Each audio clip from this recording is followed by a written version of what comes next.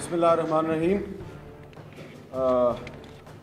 میرے انتہائی محترم بزرگ جناب حاجی غلام احمد بلور صاحب، ایمل ولی خان صاحب، یہاں پر میرے بہت سے پرانے دوست موجود ہیں۔ سب کا نام باری باری اگر لیا تو فہرست بڑی لمبی ہو جائے گی، اور جاوید ہاشمی صاحب، خواجہ آصف صاحب، جناب سلیم صابری صاحب،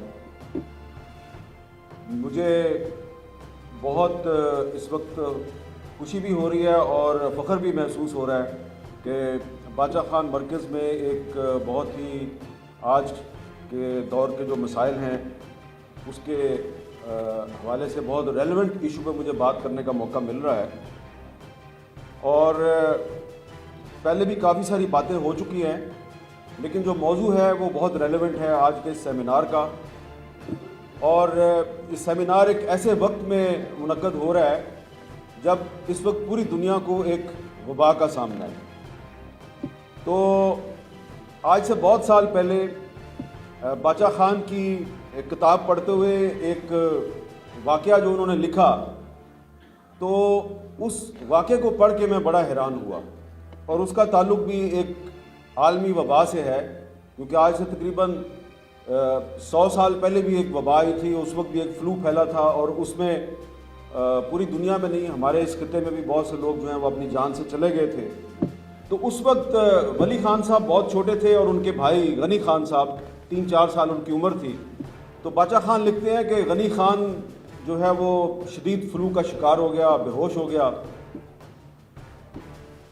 تو ہم سارے بڑے پریشان تھے۔ تو ایک دن عصر کی نماز پڑھنے کے بعد میں دعا کر رہا تھا، تو میں نے سنا کہ جو غنی خان کی والدہ ہے وہ اس کے سرانے کھڑے ہو کے دعا کر رہی ہے پشتوں میں، اور دعا یہ کر رہی ہے کہ اے پروردگار، میرے اس بچے کو جو بیماری ہے وہ بیماری مجھے دے دے اور میری صحت اس کو دے دے۔ اور پھر باچا خان نے لکھا ہے کہ وہ رات گزری اور اگلے دن غنی خان کی صحت بحال ہو گئی، اس کو ہوش آ گیا، وہ ٹھیک ہو گیا، اور اس کی جو والدہ ہے وہ اچانک بیمار ہو کے اس دنیا سے کوچ کر گئی۔ تو جب میں نے یہ واقعہ پڑھا تو میں بڑا حیران ہوا کہ اچھا، باچا خان تو نماز بھی پڑھتے تھے، اور ولی خان کی والدہ تو بڑی نیک عورت تھی۔ تو یہاں پہ تو ہمارے بہت سے جو سیاستدان ہیں وہ کہتے ہیں یہ تو غدار ہیں، یہ کافر ہیں۔ تو میں نے کچھ جو دوست تھے ان سے کہا کہ یار یہ تم نے کتاب پڑھی ہے؟ انہوں نے کہا یار اس قسم کی کتابیں ہم نہیں پڑھتے۔ تو یہ وہ میں سمجھتا ہوں کہ مس انڈرسٹینڈنگ ہے جو ابھی تک پاکستان میں بہت سے لوگوں کے دل و دماغ میں موجود ہے۔ آپ جب یہ اٹک کے پل کے پار جب کسی آدمی سے بات کریں باچا خان کی، ولی خان کی، تو وہ اسی قسم کی جو مس انڈرسٹینڈنگ ہے اس کا شکار رہتے ہیں۔ اور پھر جب ہم نے آہستہ آہستہ باچا خان کے جو نظریات ہیں ان کا مطالعہ کیا تو پتہ چلا کہ وہ ایک پختون معاشرے میں انہوں نے جو خدائی خدمتگار تحریک شروع کی تھی، تو وہ لوگوں کو درس دیا کرتے تھے کہ انتقام نہیں لینا اور تشدد نہیں کرنا، اور جو سب سے اہم چیز تھی کہ عورت کو احترام دو۔ اور ایک بڑا ان کا مشہور فقرہ ہے کہ اگر آپ نے کسی معاشرے یا کسی قوم کی جو تہذیب و ثقافت ہے اس کے معیار کا اندازہ لگانا ہے تو آپ یہ دیکھیں کہ یہ قوم یا یہ معاشرہ اپنی عورتوں کو کتنی عزت دیتا ہے۔ اور یہ بات آج سے تقریباً 100 سال پہلے انہوں نے یہ کہی تھی۔ تو یہاں پر بہت سی باتیں ہوئی ہیں، اور خواجہ آصف صاحب نے بھی کچھ باتوں کو بڑے لطیف پیرائے میں بیان کیا ہے، لیکن میں تو سیاستدان نہیں ہوں، میں صحافی ہوں، ذرا سیدھی بات کروں گا۔ اور وہ سیدھی بات یہ ہے کہ بھائی میں تو پاکستان بننے کے بعد پیدا ہوا ہوں۔ پاکستان بننے سے پہلے باچا خان کیا کرتے رہے، ان کا کیا موقف تھا، اس کا مجھے پتہ ضرور ہے، لیکن میں اس کو مسئلہ نہیں بنانا چاہتا، کیونکہ میں پاکستان بننے کے بعد پیدا ہوا ہوں، اور یہاں پر اکثر لوگ پاکستان بننے کے بعد پیدا ہوئے ہیں۔ تو میرا مسئلہ یہ ہے کہ باچا خان اور ولی خان نے پاکستان بننے کے بعد کیا کردار ادا کیا. وہ کردار میرے لیے زیادہ اہم ہے. گو کہ جو 1940 کی قرارداد ہے اس پہ جو ولی خان صاحب کا موقف ہے اس پر خواجہ محمد آصف صاحب کے جو والد ہیں خواجہ محمد صفدر صاحب, ان کا موقف بالکل مختلف تھا. لیکن یہ دونوں جو ہیں محترمہ فاطمہ جناح کے حق میں جو تحریک چلی, جو صدارتی مہم تھی ایوب خان کے مقابلے میں, اس میں یہ دونوں ساتھ ساتھ تھے. دونوں پہ غداری کے مقدمات بھی بنے اور پھر 1977 میں باچا خان اور خواجہ محمد صفدر فیصل آباد جیل میں انہوں نے اکٹھے قید بھی کاٹی. تو میں آج کے جو دور کے جو مسائل ہیں, جو ایشوز ہیں, اور آج کا جو سیمینار ہے اس کے حوالے سے میں زیادہ لمبی بحث نہیں کروں گا. بہت سے لوگوں کے اپنے نظریات ہیں, بہت سے لوگوں کے اپنا ان کا ایک سٹانس ہے, اور اس پر ایک علمی اختلاف جو ہے وہ کسی معاشرے کے زندہ ہونے کی نشانی ہوتی ہے. لیکن علمی اختلاف کی بنیاد پر کسی کو غدار کہنا یہ دراصل آپ اپنے ملک کے ساتھ اور اپنے ساتھ ایک زیادتی کر دیتے ہیں. اور اس لیے میں تو کسی کو غدار نہیں سمجھتا, کیونکہ مجھے بہت سے لوگ غدار سمجھتے ہیں. اور یہ کہنا غلط نہیں ہوگا کہ آج یہ بھی ایک غداروں کی محفل ہے جس میں ایک غدار جو ہے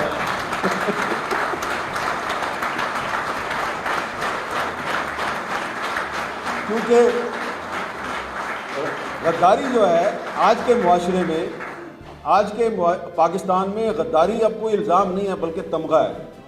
اور اگر کوئی گالی ہے تو وہ حب الوطنی ایک گالی ہے. وہ کس لیے؟ وہ اس لیے کہ حب الوطنی کو انگریزی میں کیا کہتے ہیں؟ پیٹریوٹ. اور ہماری سیاست میں جو پیٹریوٹ گروپ ہے وہ کون ہوتا ہے؟ جو سیاسی وفاداری تبدیل کرتا ہے, جو لوٹا بنتا ہے. تو اگر پیٹریوٹزم جو ہے, اگر پیٹریوٹزم کا تعلق لوٹائزم سے ہے تو بھائی ہاتھ جوڑ کے کہتے ہیں ہم غدار ہی اچھے ہیں, ہمیں غدار ہی رہنے دو. تو ابھی سلیم صابی صاحب نے بھی ذکر کیا کہ جب پاکستان بن گیا تو باچا خان صاحب نے استحکام پاکستان کے لیے اپنی خدمات پیش کی. تو یہ جو آج کا آپ کے سیمینار کا موضوع ہے ماڈریشن, ایکسٹریمزم اینڈ خدائی خدمتگار موومنٹ, تو یہ جو ماڈریشن ہے اور ایکسٹریمزم ہے اس کی اگر آپ نے اس کو سمجھنا ہے کہ باچا خان کا نظریہ کیا تھا ماڈریشن اور ایکسٹریمزم کے بارے میں, تو آپ کو جو پاکستان کی پہلی قانون ساز اسمبلی تھی اس میں جو باچا خان کی تقریر تھی وہ آپ تقریر پڑھیں بڑی تفصیل سے. ایک کٹ موشن پہ انہوں نے تقریر شروع کی, اور وہ تقریر جو ہے وہ آپ کے جو پرویز خان ایڈوکیٹ ہے ایکس MNA, انہوں نے جو کتاب لکھی ہے پرزنر آف کانشنس, اس میں انہوں نے وہ پوری تقریر جو ہے اس کو ریپروڈیوس کیا ہے. اور اس تقریر میں کس کے ساتھ بحث مباحثہ ہو رہا ہے؟ لیاقت علی خان کے ساتھ اور لوگوں کے ساتھ. اور اس میں باچا خان صاحب نے صاف صاف بتا دیا ہے کہ ہم کوئی علیحدہ ملک پٹھانستان یا پختونستان نہیں چاہتے, ہم صرف چاہتے ہیں کہ جس خطے میں پختون رہتے ہیں اس خطے کی اپنی ایک شناخت ہونی چاہیے. کیونکہ پنجاب میں پنجابی رہتے ہیں, اس کا نام پنجاب ہے. سندھ میں سندھی رہتے ہیں, اس کا نام سندھ ہے. اور اسی طرح بلوچستان میں بلوچ رہتے ہیں, اس کا نام بلوچستان ہے. تو ہمیں بھی ایک پاکستان میں ایک ایسی اکائی چاہیے, ایک ایسا یونٹ چاہیے جس کا نام ہماری تہذیب اور ہماری ثقافت اور ہماری قومیت کی نشاندہی کرے. یہ صرف وہ چاہتے تھے. اور انہوں نے اس تقریر میں صحابہ کرام کے واقعات کا ذکر کیا, اور اس تقریر میں انہوں نے بار بار کہا کہ میں پاکستان کے استحکام کے لیے اپنی خدمات پیش کرتا ہوں. 7-8 مہینے ہو گیا پاکستان کو بنے ہوئے, میں دیکھ رہا ہوں, انتظار کر رہا ہوں کہ کوئی ہمارے پاس آئے, کوئی ہمارے پاس نہیں آیا. اب میں آپ کے پاس آیا ہوں اور کہتا ہوں, آپ کو آفر کرتا ہوں اپنی کوآپریشن. لیکن اس کے بعد ان کو گرفتار کر لیا گیا. گو کہ قائد اعظم محمد علی جناح نے ان کے ساتھ ملاقات کی پشاور میں اور ان کے ساتھ چلنے کی کوشش کی, لیکن خان قیوم خان جیسے جو لوگ تھے انہوں نے ان کو ساتھ نہیں چلنے دیا. پھر جب باچا خان کو اس تقریر کے کچھ دنوں کے بعد گرفتار کر لیا گیا تو جیل میں ان کے پاس پنجاب کے چیف منسٹر نواب ذوالفقار ممدوٹ اور نوائب وقت اخبار کے چیف ایڈیٹر حمید نظامی صاحب ان کو جیل میں ملنے آئے اور باچا خان سے درخواست کی کہ آپ کے شیخ عبداللہ سے بھی تعلقات ہیں، آپ کے نہرو سے بھی تعلقات ہیں، تو مسئلہ کشمیر کے حل کے لیے آپ ہماری کوئی مدد کریں۔ تو باچا خان نے جیل سے بیٹھ کر اپنے ایلچی جو ہیں وہ 2-3 جگہ پہ بھیجے اور کوئی انہوں نے راستہ نکال لیا۔ اس دوران میں نواب ممدوٹ کی حکومت ختم ہو چکی تھی اور جب انہوں نے لیاقت علی خان کو پیغام بھیجا کہ میں نے اس سلسلے میں کچھ ہوم ورک کر لیا ہے اور میں اس مسئلے کے حل کے لیے کوئی راستہ نکالنے میں کامیاب ہو سکتا ہوں، تو مجھے بتائیے کہ آگے کیا کرنا ہے۔ تو لیاقت علی خان صاحب نے جو ایک فقرہ کہا وہ بہت مستند تاریخی کتابوں میں موجود ہے۔ اس وقت تک قائد اعظم کی وفات ہو چکی تھی، تو لیاقت علی خان صاحب نے کہا معذرت کے ساتھ کتاب میں جو لکھا ہوا ہے وہی آپ کو بتا رہا ہوں، ایک بابے سے جان چھوٹ گئی ہے، اب دوسرا بابا اپنے آپ پہ مسلط نہیں کریں گے۔ یہ یعنی کہ ان کا قائد اعظم کے بارے میں بھی کیا موقف تھا وہ آپ سمجھ سکتے ہیں۔ اور پھر 1964 کا صدارتی الیکشن آ گیا۔ تو جیسا کہ میں نے پہلے بھی عرض کیا، تو اس صدارتی الیکشن میں جس کو آج بھی بہت سے لوگ کہتے ہیں غدار، باچا خان کو بھی اور ولی خان کو بھی، تو یہ جو دونوں غدار تھے انہوں نے قائد اعظم کی بہن محترمہ فاطمہ جناح کے حق میں الیکشن کمپین چلائی اور جب ایوب خان نے دیکھا کہ فاطمہ جناح کو سپورٹ مل رہی ہے باچا خان سے اور ولی خان سے، تو انہوں نے پمفلٹ بانٹے باقاعدہ اور پھر ٹائم میگزین کو انٹرویو دیا دسمبر 1964 میں الیکشن سے کچھ دن پہلے، اور اس میں کہا کہ فاطمہ جناح انڈین ایجنٹ ہے، فاطمہ جناح انڈین ایجنٹ ہے، صرف اس لیے کہ باچا خان اور ولی خان فاطمہ جناح کی الیکشن مہم میں ان کو سپورٹ کر رہے تھے۔ اور اس وقت کون کون لوگ سپورٹ کر رہے تھے؟ مشرقی پاکستان میں شیخ مجیب الرحمان سپورٹ کر رہا تھا، بلوچستان میں غوث بخش بزنجو، عطا اللہ مینگل، خیر بخش مری، یہ سارے لوگ فاطمہ جناح کے ساتھ تھے۔ اور خیبر پختونخوا میں جو اس وقت صوبہ سرحد تھا، باچا خان اور ولی خان سپورٹ کر رہے تھے۔ تو اس پر ذرا غور کریں آپ کہ شیخ مجیب الرحمان، غوث بخش بزنجو، عطا اللہ مینگل، خیر بخش مری، خان عبد الغفار خان، خان عبد الولی خان، سارے کے سارے قائد اعظم کی بہن کے ساتھ کھڑے ہیں اور فوجی ڈکٹیٹر کہہ رہا ہے کہ یہ سارے غدار ہیں۔ تو کیا مطلب ہے اس کا؟ غداری کا الزام پاکستان میں کس پہ لگتا ہے؟ جو جمہوریت کی بات کرتا ہے، پارلیمانی نظام کی بات کرتا ہے، آئین کی بالادستی کی بات کرتا ہے، اور کچھ مفاد پرست لوگ، ایک مفاد پرست ٹولہ جب آئین اور قانون کی بالادستی کی بات کرنے والوں کو اپنے اقتدار کے لیے خطرہ سمجھتا ہے تو وہ اس پہ غداری کا الزام لگا دیتے ہیں۔ تو لہذا اس لیے میں یہ بات اکثر کہتا ہوں کہ جہاں پہ آپ نے محترمہ فاطمہ جناح کو بھی غدار قرار دے دیا، تو وہاں پہ اگر آپ ہمیں بھی غدار کہتے ہیں، ولی خان کو بھی غدار کہتے ہیں، آپ نواز شریف کو بھی غدار کہتے ہیں، آپ باقی سیاستدانوں کو بھی غدار کہتے ہیں، تو آپ کی بڑی مہربانی، ہم آپ کا شکریہ ادا کرتے ہیں کہ آپ ہمیں غدار کہتے ہیں۔ اللہ کا شکر ہے کہ ہم آپ کی طرح کے محب وطن نہیں ہیں۔ میں نے جب یہاں پہ آ رہا تھا تو میں نے اپنے آپ سے وعدہ کیا تھا کہ میں یہاں پہ کوئی ایسی بات نہیں کروں گا کہ جس سے آپ کے لیے یا میرے لیے کوئی مسئلہ پیدا ہو جائے، لیکن اب موضوع ایسا ہے کیونکہ ابھی تو جاوید ہاشمی صاحب نے بھی تقریر کرنی ہے، وہ ایک سکہ بند قسم کے غدار ہیں، 124A کا مقدمہ بھگت چکے ہیں، وہ بھی پرویز مشرف کے دور میں۔ تو غداری کے الزام پاکستان میں جو لوگ لگاتے رہے ہیں وہ خود پاکستان توڑنا چاہتے تھے، اور یہ بات جو ہے، اب میں جب یہاں پہ آیا تھا تو میں نے اپنے کچھ دوستوں کو بتائی تھی کہ یار کچھ ہسٹوریکل فیکٹس ہیں وہ نئی نسل کو بتانے بڑے ضروری ہیں۔ تو ایک تو ہسٹوریکل فیکٹ یہ ہے کہ وہ ایوب خان جس نے محترمہ فاطمہ جناح پہ غداری کا الزام لگایا، وہ خود پاکستان توڑنا چاہتا تھا، اور اس کا ثبوت جو ہے ایوب خان کا وزیر قانون تھا جسٹس منیر، اس کی کتاب ہے فرام جناح ٹو ضیاء، اور اس کتاب میں اس نے خود لکھا ہے کہ ایوب خان نے 1962 میں مجھے بطور وزیر قانون بنگالیوں کے پاس بھیجا کہ یار ہماری جان چھوڑو.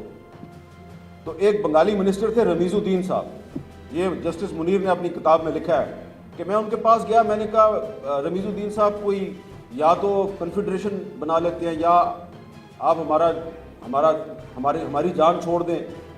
تو سارا دن آپ اسمبلی میں اپنے حقوق کی بات کرتے رہتے ہیں، محرومیوں کی بات کرتے رہتے ہیں. تو رمیز الدین نے کہا کہ یہ بتاؤ کہ ہم جو بنگالی ہیں ہم پاکستان میں کتنے پرسنٹ ہیں؟ اس نے کہا جی آپ 56% ہیں. تو اس نے کہا نا ہم پھر 56% ہیں، ہماری اکثریت ہے تو ہم پاکستان ہیں. تو تم نے اگر پاکستان چھوڑنا ہے تو چھوڑ دو، ہم تو پاکستان نہیں چھوڑیں گے. یہ 1962 میں رمیز الدین نے یہ بات کر دی. اب آگے آئیں، 1962 میں ایوب خان صاحب پاکستان توڑنا چاہتے تھے، وہ کامیاب نہیں ہوئے.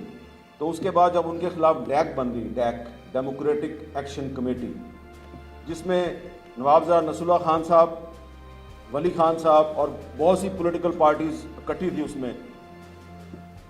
تو ایوب خان نے کوشش کی ڈیک کی لیڈرشپ میں نفاق ڈالنے کی، اور ان کی نگاہ انتخاب پڑی خان عبد الولی خان پر، اور انہوں نے ولی خان صاحب کو کہا کہ میں آپ سے ملنا چاہتا ہوں. انہوں نے انکار کر دیا.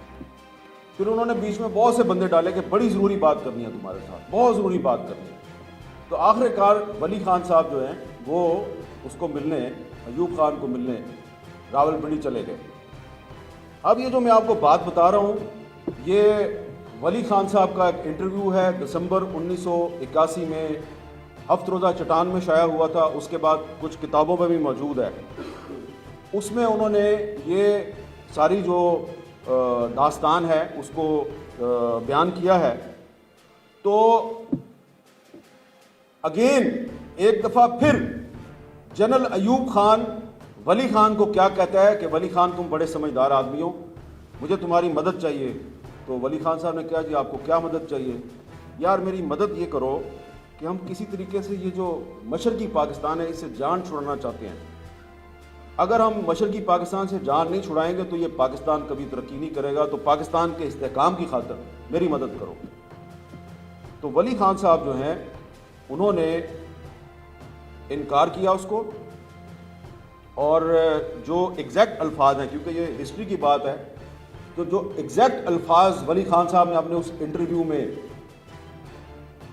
لکھے ہیں، کہے ہیں، ولی خان صاحب نے اس کو کہا ہم مشرقی پاکستان کی علیحدگی میں آپ کی مدد نہیں کر سکتے، بلکہ مشرقی پاکستان کو بچانے کے لیے ہر اس طاقت سے اتحاد کریں گے جو پاکستان بچانا چاہتی ہے.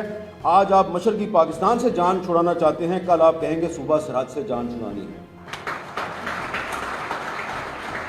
اب اس پہ ذرا غور فرمائیں آپ، اور جو لوگ آپ پر اور ہم پر غداری کے الزامات لگاتے ہیں وہ بھی ذرا غور کریں. یار خدا کا خوف کرو، کوئی شرم ہوتی ہے، کوئی حیا ہوتی ہے.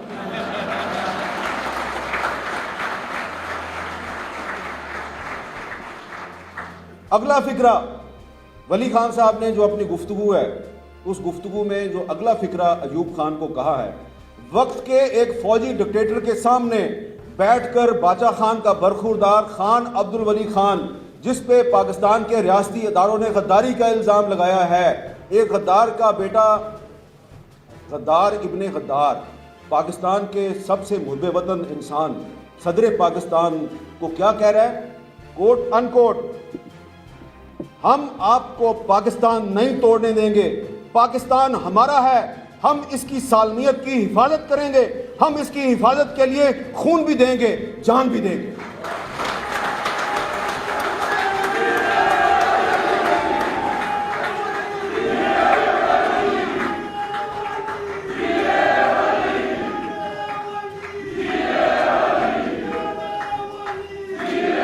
اچھا، اب اگر کسی کو شک ہو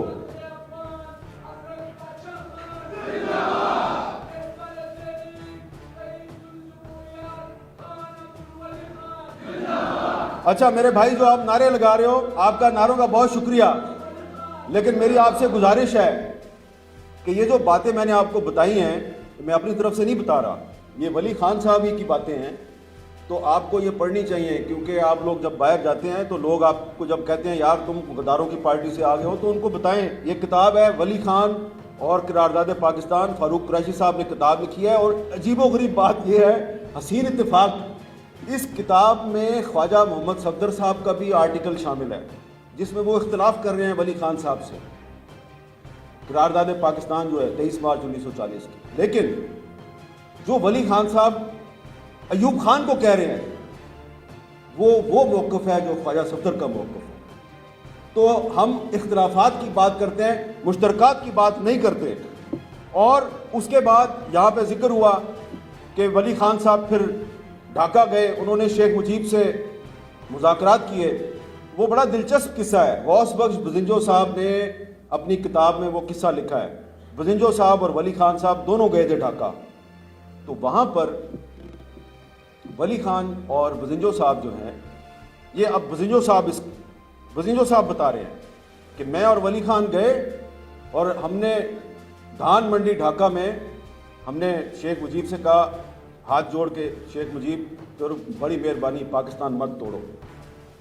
تو شیخ مجیب تھوڑا غصے میں آ گیا اور اس کی آنکھوں میں آنسو آ گئے، اور اس نے ولی خان اور بزنجو صاحب کو مخاطب کرتے ہوئے کہا کہ تم مجھے کہہ رہے ہو کہ میں پاکستان توڑنا چاہتا ہوں؟ تم بھول گئے ہو 1947 جب میں تمہارے پاس آیا تھا کہ خدا کے لیے پاکستان بننے دو، اس وقت تم کہتے تھے کہ نہیں مسلمان تقسیم ہو جائیں گے، یہ غلط ہو رہا ہے۔ آج تم میرے پاس آ گئے ہو، میں پاکستان نہیں توڑنا چاہتا، میرے پاس میجورٹی ہے، میرے پاس اکثریت ہے، میں تو پاکستان کو بچانا چاہتا ہوں، تم میرا ساتھ دو۔ تو ان دونوں نے اپنا تعاون جو ہے وہ مجیب الرحمان کو اس کی پیشکش کی اور کہا کہ ہم آپ کے ساتھ چلنے کے لیے تیار ہیں۔ اور اگر یہ ویسٹ پاکستان کی اتنی بڑی پارٹی اور ایسٹ پاکستان کی ایک اتنی بڑی پارٹی اکٹھی ہو جاتی تو پاکستان بچ سکتا تھا، لیکن یہ یحییٰ خان نے یہ کام نہیں ہونے دیا۔ اور اس کے بعد یہی پارٹی نیب، نیشنل عوامی پارٹی، جو 1971 میں پاکستان بچانا چاہتی تھی، پھر اس پر پابندی لگا دی گئی، اور پابندی لگا کے پاکستان کو مزید کمزور کیا گیا، اور جو ایک ماڈریشن اور عدم تشدد کی بات کرنے والے لوگ تھے ان کے ساتھ تشدد کا راستہ اختیار کیا گیا۔ عدم تشدد کی تحریک کو دبانے کے لیے تشدد کا راستہ اختیار کیا گیا، اور یہی ہے ہمارا ڈکلائن، یہاں سے ہمارا جو ہے زوال شروع ہوتا ہے۔ پاکستان کی سیاسی جماعتیں جو ہیں، پہلے ان پر پابندی لگائی گئی، پھر ان کی توڑ پھوڑ شروع کی گئی، پیٹریوٹ گروپ بنائے گئے۔ اس میں آپ کے باچہ خان مرکز میں ایک اور بھی تصویر میں نے دیکھی ہے، ادھر دیواروں پہ لگی ہوئی ہے، باشانی صاحب کی، آپ نے تصویر لگائی ہے، بہت اچھا کیا آپ نے، وہ نیب کے صدر تھے۔ لیکن ایک کتاب ہے، بریگیڈیئر اے آر صدیقی صاحب نے یحییٰ خان پہ کتاب لکھی ہے، اور بریگیڈیئر اے آر صدیقی صاحب former D G I S P R ہیں، آئی ایس پی آر کے سابق سربراہ ہیں۔ تو انہوں نے اپنی کتاب میں یہ لکھا ہے کہ جو 1970 کا الیکشن تھا، اس میں جنرل غلام عمر صاحب جو ہیں انہوں نے کروڑوں روپے تقسیم کیے تھے مختلف سیاسی جماعتوں میں، اور جن سیاسی جماعتوں میں وہ پیسے تقسیم کیے گئے تھے اس میں باشانی صاحب کا بھی ذکر آتا ہے، ٹھیک ہے، اور بھی خان قیوم کا بھی ذکر آتا ہے، اور بھی جماعتوں کا ذکر آتا ہے۔ تو یہ جو ہے نا تاریخ، ولی خان صاحب کہتے تھے تاریخ بڑے کام کی چیز ہے، فیکٹس آر فیکٹس۔ یہ حاجی غلام محمد بلور صاحب بیٹھے ہوئے ہیں، بہت سے واقعات کے عینی شاہد ہیں۔ تو وہ جو عدم تشدد کا فلسفہ تھا اس کو آگے بڑھانے میں یہ جو بزرگ یہاں بیٹھے ہوئے ہیں اور آپ نوجوان جو آپ لوگ یہاں بیٹھے ہوئے ہیں، آپ نے بہت ایک اہم کردار ادا کیا، اور آپ کے کردار کو ہم نے اپنی آنکھوں سے دیکھا ہے۔ ابھی آپ کا یہ جو باچہ خان مرکز ہے، اس میں اوپر ایک جو میوزیم ہے آپ کا، اس میں حاجی بشیر بلور صاحب جو ہیں ان کے وہ خون آلود کپڑے آپ نے محفوظ کیے ہوئے ہیں اوپر، وہ کپڑے انہوں نے پہنے ہوئے تھے جب ان پر ایک حملہ ہوا، اور ان کپڑوں میں گولیوں اور چھروں کے نشانات بھی ہیں، خون کے دھبے ابھی تک موجود ہیں۔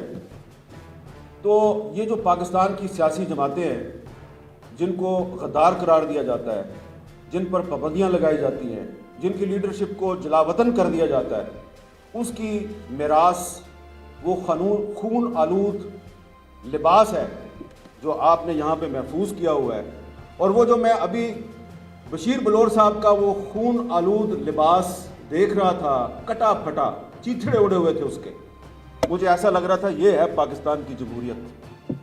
لیکن آپ نے یہ جو چیتھڑے ہیں ان کو محفوظ کیا ہوا ہے، تو اس کا مطلب یہ ہے کہ یہ ایک عزم اور حوصلہ ابھی برقرار ہے کہ یہ جو خون آلود جمہوریت ہے، یہ جو چیتھڑوں جیسا لباس اس جمہوریت نے پہنا ہوا ہے، اس کو ہم نے بچا کے رکھنا ہے، کیونکہ صرف جمہوریت ہی پاکستان کو بچا سکتی ہے۔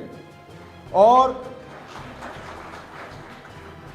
بدترین کرپٹ ترین جمہوریت جو ہے وہ آپ کی بہترین آمریت سے بہتر ہے۔ اور یہ جو چیز ہے یہ ہم نے دیکھی ہے ماضی میں بھی۔ ایک چھوٹی سی مثال دوں گا، بات زیادہ لمبی نہیں کروں گا۔ ایک ملک فیروز خان نون تھا، بڑا ایک کمزور پرائم منسٹر تھا پاکستان کا،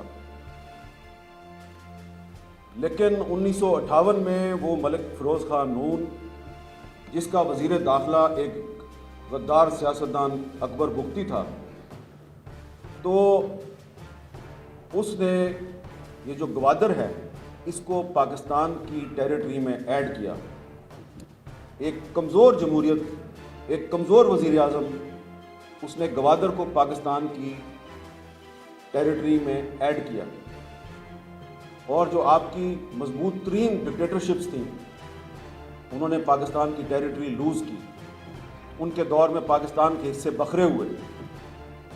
تو جو باچا خان کا اور ولی خان کا جو نظریہ ہے وہ یہی ہے کہ بدترین جمہوریت بہترین آمریت سے 100 درجے بہتر ہوتی ہے، اس لیے کہ جمہوریت میں آزادی اظہار ہوتی ہے، جمہوریت جیسی بھی ہے اس میں عوام کی حکومت ہوتی ہے، اور اس پر آپ جتنے مرضی الزامات لگا دیں، لیکن آج تک پاکستان کی کسی جمہوری حکومت کے دور میں پاکستان نہ ٹوٹا ہے، نہ پاکستان نے اپنی ٹیریٹری لوز کیا ہے۔ میں اس بحث میں نہیں پڑھتا کہ سیاچن گلیشیئر کس کے دور میں گیا، میں اس بحث میں بھی نہیں پڑھتا کہ مشرقی پاکستان کس کے دور میں ٹوٹا، لیکن صرف ایک بات کروں گا کہ یہ جو آج ہمارا 1973 کا آئین ہے، یہ اب پاکستان کی آخری متفقہ دستاویز ہے، آخری متفقہ دستاویز ہے جس پہ کنسنسس ہوا۔ اب کوئی کہتا ہے کہ میں نے پاکستان میں صدارتی نظام لے کے آنا ہے، تو بھائی جان یہ آپ کی خواہش تو ہو سکتی ہے، لیکن اب 1973 کا آئین یہ ایک مشترکہ کارنامہ ہے، اور اسی وجہ سے یہ آئین بار بار ایبروگیٹ ہوتا ہے، بار بار سسپینڈ ہوتا ہے، پھر یہ بار بار ریسٹور ہو جاتا ہے۔ 77 میں سسپینڈ ہوا، پھر واپس آ گیا، 1985 میں 99 میں سسپینڈ ہوا، پھر واپس آ گیا۔ تو یہ اس لیے واپس آتا ہے کہ اس کے علاوہ آپ کے پاس کوئی راستہ نہیں ہے۔ جو لوگ کہتے ہیں کہ پاکستان میں صدارتی نظام آئے گا تو سارے مسئلے حل ہو جائیں گے، تو کل وہ وزیر اعظم صاحب کہہ رہے تھے کہ پاکستان میں کوئی مہنگائی نہیں ہے، سب حالات ٹھیک ہیں، زر مبادلہ کے ذخائر بڑھ گئے ہیں، بیلنس آف پیمنٹ بڑھ گیا ہے، پاکستان کی ایکسپورٹس بڑھ گئی ہیں۔ تو بھائی اگر اتنے حالات اچھے ہیں تو پھر تم یہ خفیہ طریقے سے صدارتی نظام پاکستان میں لانے کی مہم کیوں چلا رہے ہو؟ یہ جو صدارتی نظام کی مہم ہے، یہ جو ڈبیٹ ہے، اس کے پیچھے تحریک انصاف ہے۔ یہ میں آپ کو چیلنج کرتا ہوں، یہ جو صدارتی نظام کی ڈبیٹ ہے اس کے پیچھے پاکستان تحریک انصاف ہے، اس کا سوشل میڈیا سیل ہے۔ وہ پاکستان کے اصل مسائل سے توجہ ہٹانی چاہتے ہیں، لیکن یہ جو آج کا اجتماع ہے یہ ان لوگوں کا اجتماع ہے جو باچا خان کے اور ولی خان کے پیروکار ہیں، اور باچا خان اور ولی خان نے 1964 میں محترمہ فاطمہ جناح کا ساتھ دیا تھا، اور محترمہ فاطمہ جناح کی پوری الیکشن کمپین کیا تھی کہ پاکستان میں پارلیمانی نظام ہونا چاہیے۔ تو جو پاکستان میں پارلیمانی نظام کی بات کرتا ہے، میں سمجھتا ہوں کہ وہ پاکستان میں جو 1973 کا آئین ہے اس کی بالادستی کی بات کرتا ہے۔ جو کہتا ہے کہ پاکستان میں صدارتی نظام ہونا چاہیے، وہ چاہتا ہے کہ جو 1962 میں ایوب خان نے پاکستان پہ صدارتی نظام نافذ کیا تھا، جس سے کہ پاکستان کے 2 ٹکڑے ہو گئے۔ میں کسی کو غدار نہیں کہتا، لیکن میں یہ کہوں گا کہ آپ پاکستان کے نادان دوست ہیں۔ آپ نے پہلے بھی صدارتی نظام کے ذریعے پاکستان کے 2 ٹکڑے کیے، آپ آئندہ بھی یہی کرنا چاہتے ہیں۔ اور ایک مجھے یاد آ گیا بات کرتے کرتے کہ ایک اور بھی گواہ جو ہے وہ موجود ہے جس کے سامنے ایوب خان نے بات کی تھی کہ مشرقی پاکستان جو ہے وہ پاکستان کے ساتھ نہیں ہونا چاہیے، اور اتفاق کی بات ہے کہ وہ آدمی جو ہے وہ آپ کے اس اجتماع میں موجود ہے اور ابھی اس نے تقریر کرنی ہے۔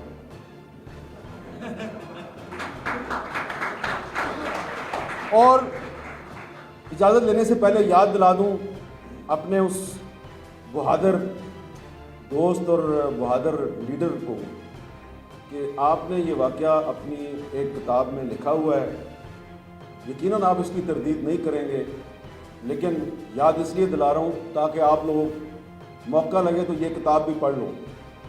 جاوید ہاشمی صاحب کو ایوب خان نے کیا کہا تھا یہ اب آپ کو جاوید ہاشمی صاحب خود بتائیں گے۔ اجازت دیجیے، اللہ حافظ۔ یوٹیوب پر گوگلی ٹی وی دیکھنے کے لیے youtube.com کی سرچ بار میں گوگلی ٹی وی ٹائپ کریں۔ گوگلی ٹی وی کے پیج پر سرخ رنگ کے سبسکرپشن والے بٹن پر کلک کرنا نہ بھولیے۔ یوٹیوب پر اپلوڈ ہونے والی ویڈیو سے باخبر رہنے کے لیے بیل آئیکن پر کلک کیجیے۔ آپ کو ہر نئی آنے والی ویڈیو کے بارے میں نوٹیفیکیشن موصول ہو جائے گا۔